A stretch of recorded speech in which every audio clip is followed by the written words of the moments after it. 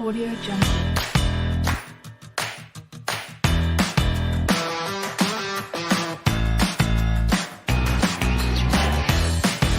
Audio Jungle.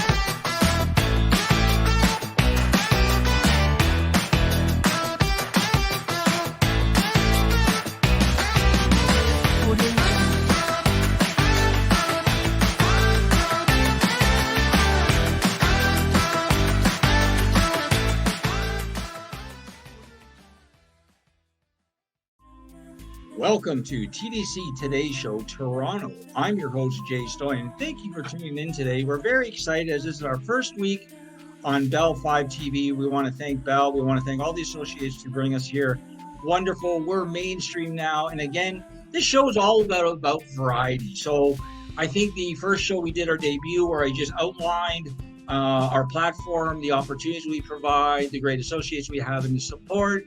Our second show I had on Dr. Peter Evans from the Cleveland Clinic down in the USA. Wonderful, wonderful interview, great insight, great information, great guy.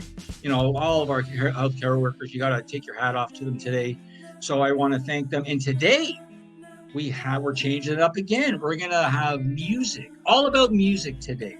So we have a wonderful guest on. We have country sensation, Jeff Orson, and he also has a real a great story attached to the community, attached to the health community, the disability channel. So stay tuned, and you'll be right back, and we're going to be entertained by Jeff Orson. Maybe we'll play a little bit of music. Stay tuned. We'll be right back with the Today Show.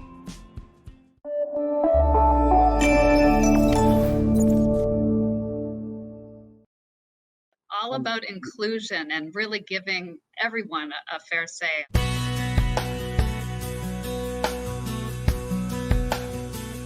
Welcome to the Today Show. This is our flagship show. I am Unstoppable Tracy. I am Zach Damon. It is a pleasure to be here. I am excited. What is up? We have a great show today. Jay Stoyan here for the Disability Channel, the world's only inclusive channel for and by persons with disabilities. Get ready to be inspired, everyone. We have people watching from all over the world, but also all over Ontario. We also take a concerted attention in the veterans community. In moments of stress and trauma, we can get a hold of ourselves. To help make a difference for people with disabilities, to show people how to love themselves or their disability. I appreciate it. I appreciate you guys having me, giving this platform for myself and other people with disabilities. Thank you so much, folks, for joining us for this episode of the Disability Channel of Detroit. Please tune in next time.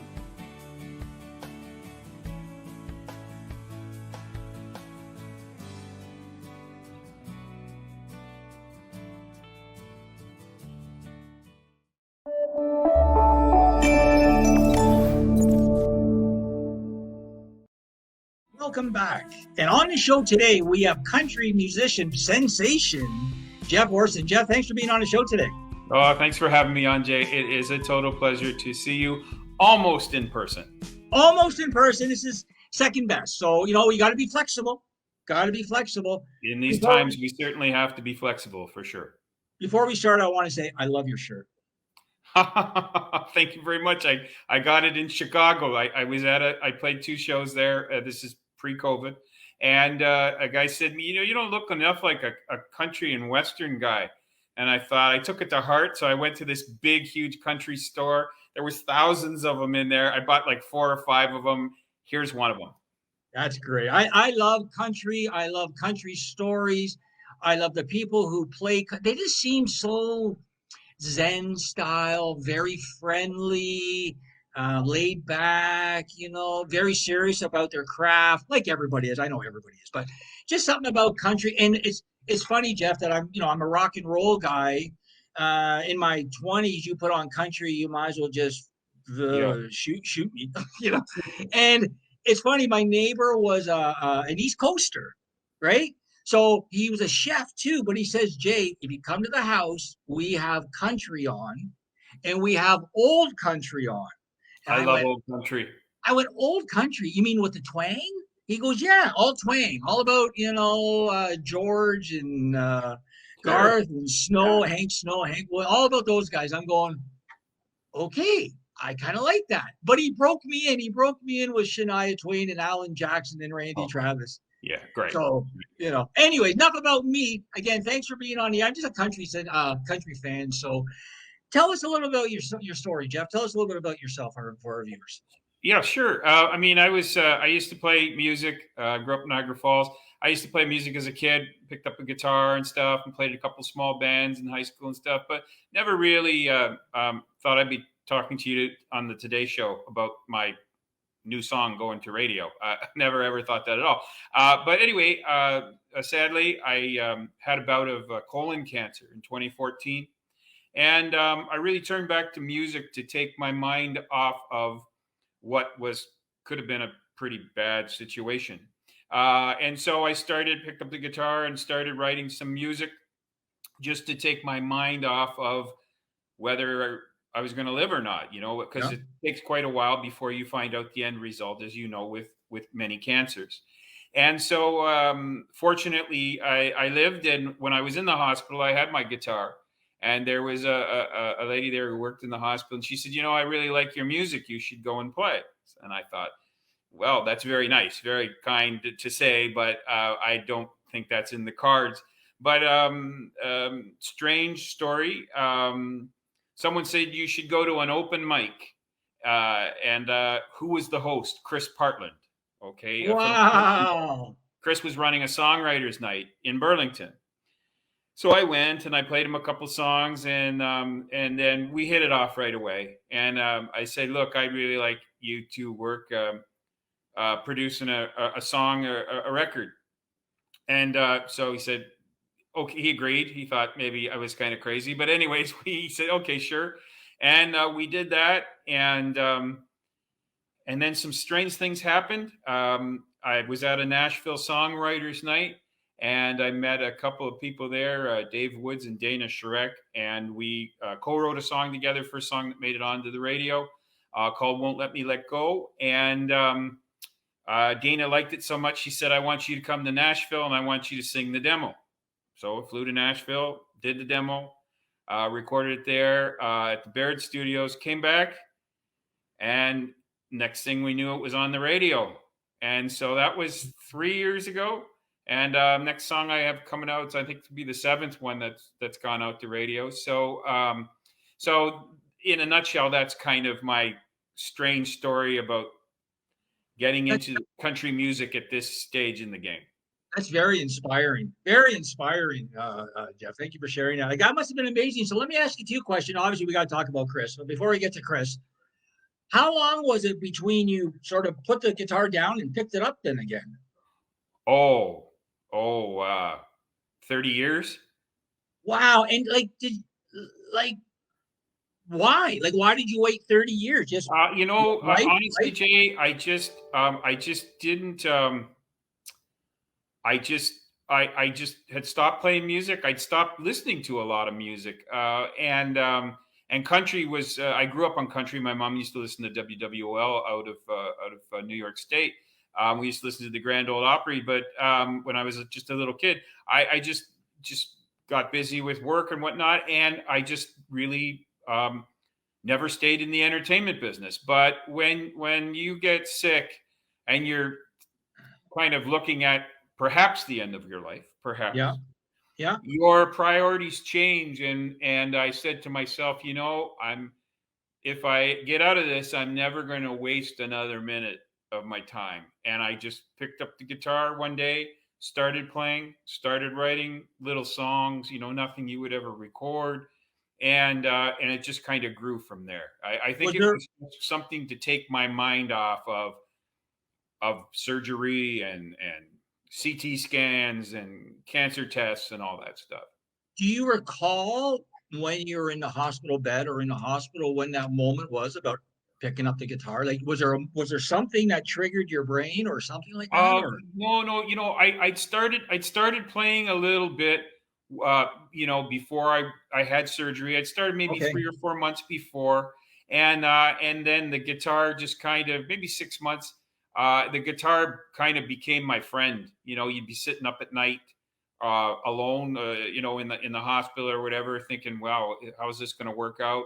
and you just and I just played it a lot. I just took it everywhere. I still take it everywhere with me if I'm That's having great. people over That's or great whatever. insight. No, that's great insight that you're sharing, because I think over these last 2 years with COVID, I think a lot of people have had to, or have wanted to, or have been forced to pick up a habit to try and take their mind off what's Yep. going on around in the world. Like for myself, I'm just like you. I just started playing guitar about 2 years ago, but I really started playing in September because I started to take lessons. So for a year and a half, I wasted just having fun, not knowing anything. So, but like you said, for me, it's now my go-to Zen sort Sure. of feeling. So I really appreciate that sharing.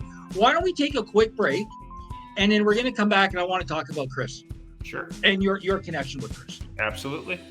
Okay, so stay tuned. On the show today, we have country musician Jeff Orson. We're talking all about his fabulous career, his attachment to our community, and how he overcome it, and lots to come. So stay tuned. You're watching the Today Show. I'm Jay Stoyan.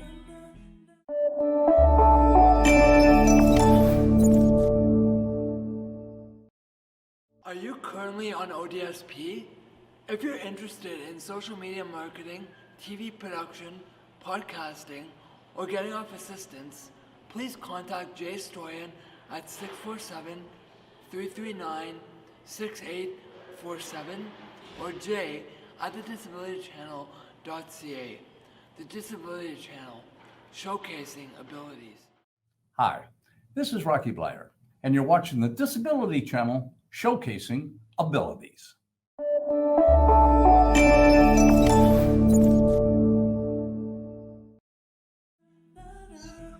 Welcome back. Okay, Jeff, let's get into now. I know with Chris Partland, Chris is such a fabulous guy, and obviously we all know that he's going through a tough time right now. But I want to talk about how Chris and Add-In Ronnie, how they are giving back to the community and to fellow musicians. Can you share how much Chris meant to you in your career? Sure. I mean, there's a video you can watch with Chris on it on YouTube. We did it a few years back. He sang backups on a couple of the songs. I think the biggest thing, first of all, he's a very lovely individual. I mean, has anyone anything bad to say about him ever? I don't think so. Okay, all right. So he's a very lovely guy. He's a very inclusive person. Whether you could play or you couldn't play, or you couldn't do this, you couldn't do that. He never ever criticized or anything like that. And I was new, playing in front of people, nervous, all those things. And always was positive, never gets down, always positive. And I think probably someone who made it, who was, one of the top adult contemporary acts there, along with Bon Jovi back in the late 80s and whatnot, and writing songs, Soul City and One Chance and things like that.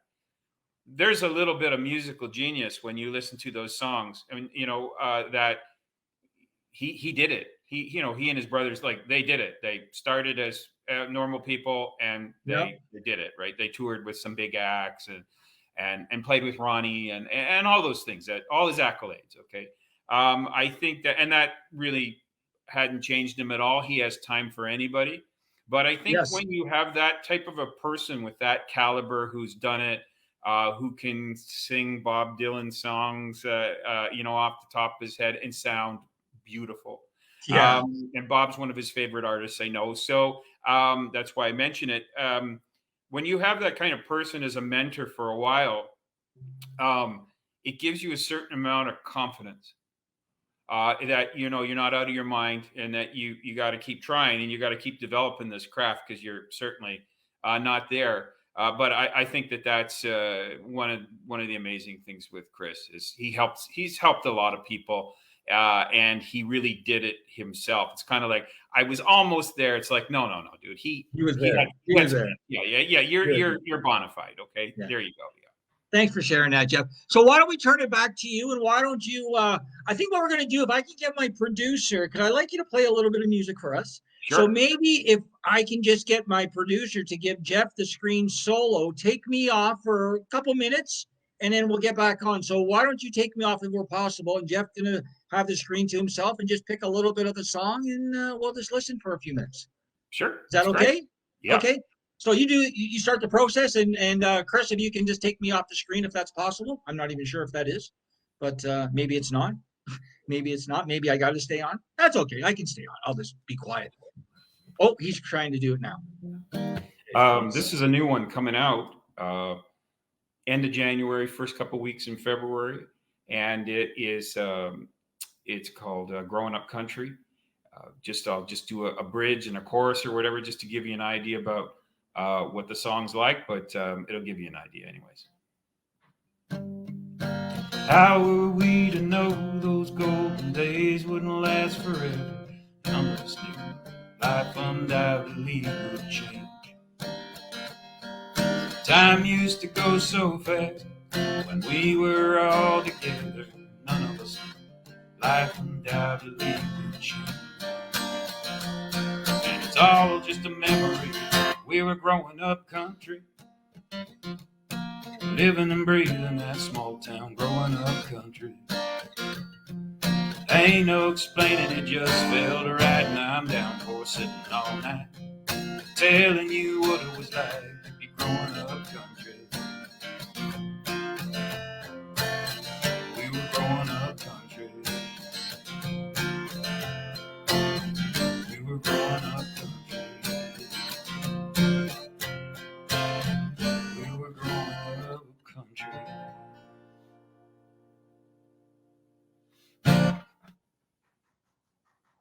That was great, Jeff. Wow, that's wonderful. I love it. Even puts the word country in the song. Like, yeah, you gotta. You know what? Most of them are kind of autobiographical. I grew up out in the country. I think the closest bus station was 2 miles away. There was no mall, so at the time, it was pretty rural living. So if you didn't entertain yourself, you were pretty bored. You have a great voice, by the way. Well, thanks so much. You know, you reminded me of that song right away. Right away, it came to my head right away.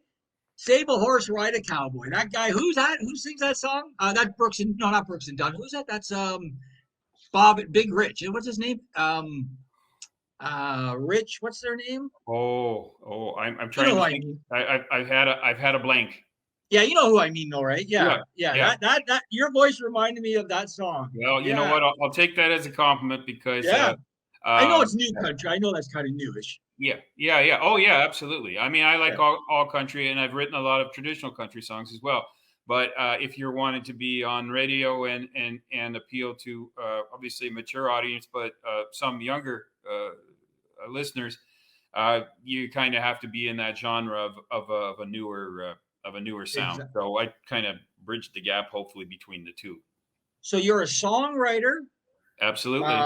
And you're a musician, so you got both the talents, you want to say. You can play and you can write and you can sing, so you're a triple threat.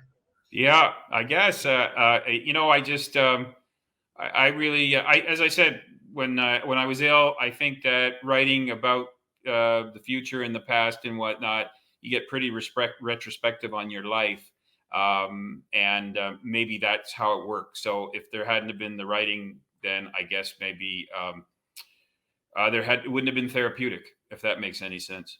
Is there one of the three you like the best? So do you like singing, writing, or performing? Like, I guess they're all tied together. I enjoy all different aspects. I like meeting people, so I like the performing part.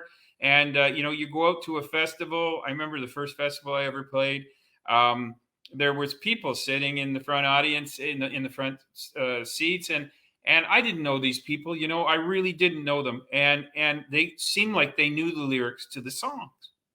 And so I couldn't believe this. And I thought, I think I'm imagining this. So after the set, I went down and obviously worked every seat and every person after the show.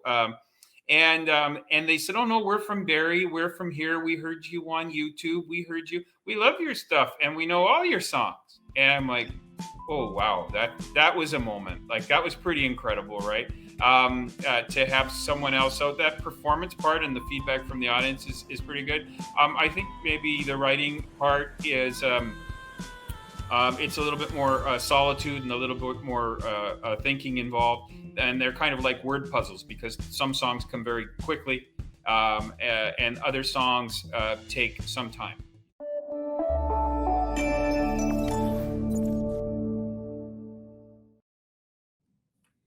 Hi, all. This is Mike Kessel. I'm the CEO of Cleveland Clinic Canada.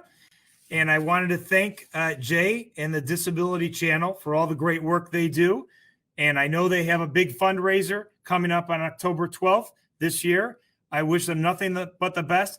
And I'm thrilled to participate in the fundraiser. Thank you all. Take care.